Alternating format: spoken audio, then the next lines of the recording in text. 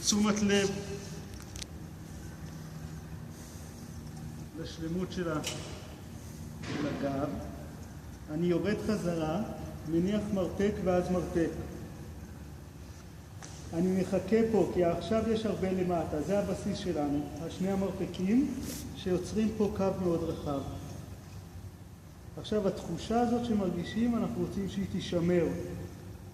כשהידיים מונחות, כשהמשקל יורד גם לקצות אצבעות הידיים, גם לקצות אצבעות, גם למרפקים, האזור הזה של השכמות נשאר מלא.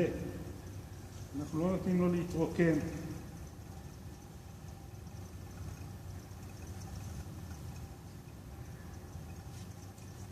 בסדר? משהו פה, זה הבסיס של התנוחה, אחר כך הרגליים עולות למעלה, אבל יש לנו בסיס שיוכל לדבר עם האמצע. אז בואו אתם תעשו ואני אנחה אתכם, ואני נראה איך זה קורה.